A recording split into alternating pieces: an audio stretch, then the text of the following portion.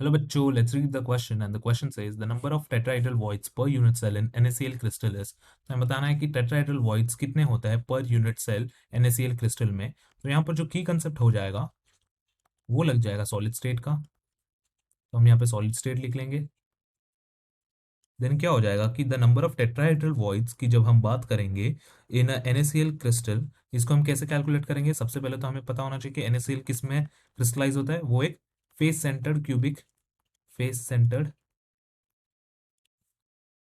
Cubic unit cell में crystallise होता है। इसको हम FCC से भी रिप्रेजेंट करते हैं।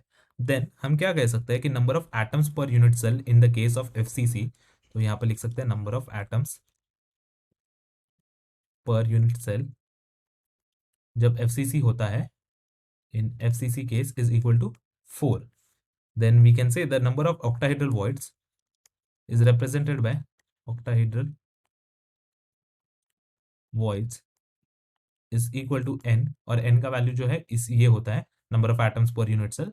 सो this will be equal to 4 itself, क्योंकि number of octahedral voids in FCC type होता है n के बराबर, और n जो वैल्यू है वो होता है number of atoms per unit cell in FCC के बराबर। Then we can say that number of tetrahedral void जो होता है यहाँ पर in FCC, number of tetrahedral void that is equal to 2 into n।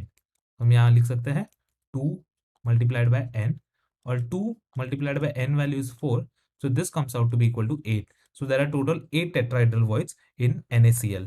तो हम क्या कह सकते हैं कि हमारा जो आंसर जो सही हो जाएगा वो हो जाएगा ऑप्शन 2 जिसमें लिखा है 8, और ऑप्शन 3 जिसमें लिखा है twice the number of octahedral voids, which is absolutely true. और बाकी दोनों क्या हो जाएंगे, ऑटोमेटिकली इनकरेक्ट हो जाएंगे। Hope you have understood it well. Best of luck.